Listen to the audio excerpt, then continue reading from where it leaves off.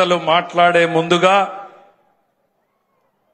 ఇక ఈనాటి వక్తలు అయిపోయారు. ప్రధాన వక్తలు మాట్లాడే ముందుగా తెలుగుదేశం పార్టీ రాష్ట్ర అధ్యక్షులు గౌరవనీయులు శాసనసభ్యులు శ్రీ పల్లా శ్రీనివాసరావు గారిని మాట్లాడాల్సిందిగా కోరుతున్నాను.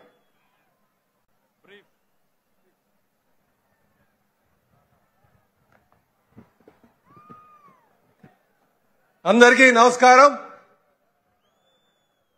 మరి ఈరోజు సూపర్ 6 సూపర్ హిట్ అయినటువంటి సందర్భంలో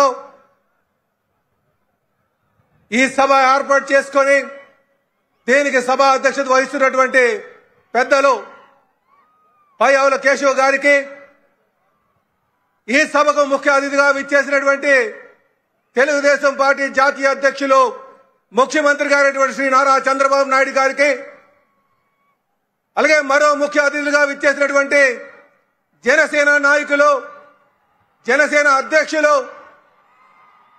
ఉప ముఖ్యమంత్రి గారైనటువంటి పవన్ కళ్యాణ్ గారికి, అలాగే బీజేపీ రాష్ట్ర అధ్యక్షులు మాధవ్ గారికి, వేదిక మీద ఉన్నటువంటి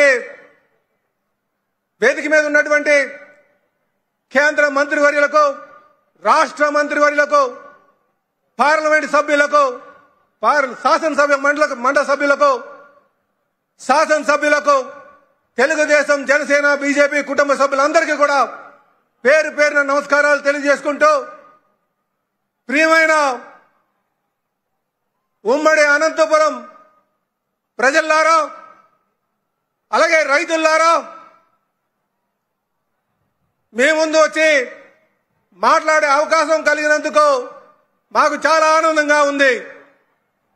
ఇదే సభను ఎన్నికల ముందు రాజమండ్రిలో నిర్వహించుకుని సూపర్ 6 హామీలను మేము అనౌన్స్ చేశాం. ఈరోజు అనంతపురంలో ఆ హామీలన్నీ కూడా సుమారు 90% హామీలు నెరవేర్చుకొని ఇక్కడ ఈ సభ పెట్టడం జరిగిందని చెప్పి తెలియజేస్తున్నాం.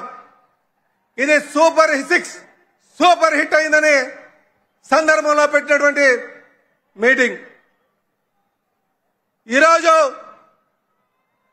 అనంతపురం రైతుల యొక్క స్థితిగతులను చూసుకుంటే సూపర్ హామీ పథకం కింద ఈ రైతులందరూ కూడా అభివృద్ధి చెంది అనంతపురం ఒక రూపురేఖలు మార్చడం జరిగిందని ఈ సందర్భంగా తెలియజేస్తున్నాం. అలాగే గతంలో కూడా తెలుగుదేశం పార్టీ హయాంలో కీర్తిశేషులు నందమూరి తారక రామారావు గారి ఆలోచనతో, చంద్రబాబు నాయుడు గారి ఆలోచనతో డ్రిప్ ఇరిగేషన్ తీసుకొచ్చి ఈ ప్రాంతాన్ని హార్టికల్చర్ హబ్ గా తీర్చిదిద్దడం జరిగిందని చెప్పి ఈ సందర్భంగా తెలియజేస్తున్నాం.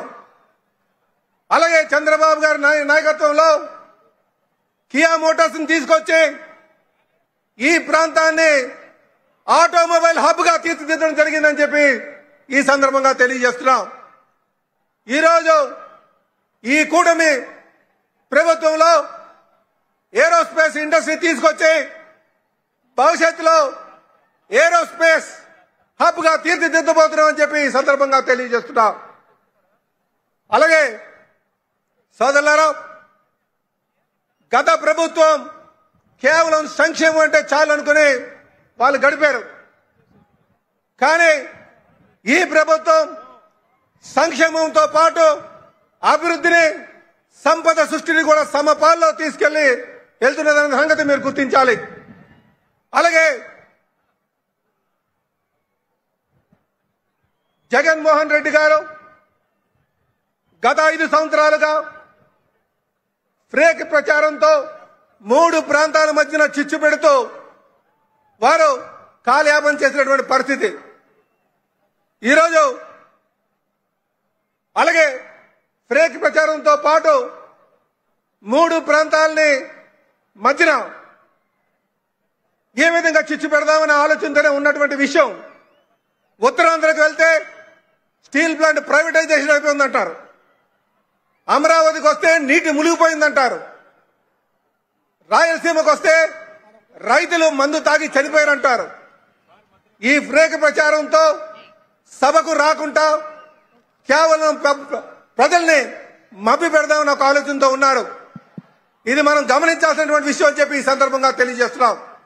అయితే ఈ రోజు మా ముందున్నటువంటి లక్ష్యం ఈ ప్రజల యొక్క జీవన ప్రమాణాలు పెంచుతూ ఈ రాష్ట్రాన్ని సర్వతోముఖ అభివృద్ధి చేస్తూ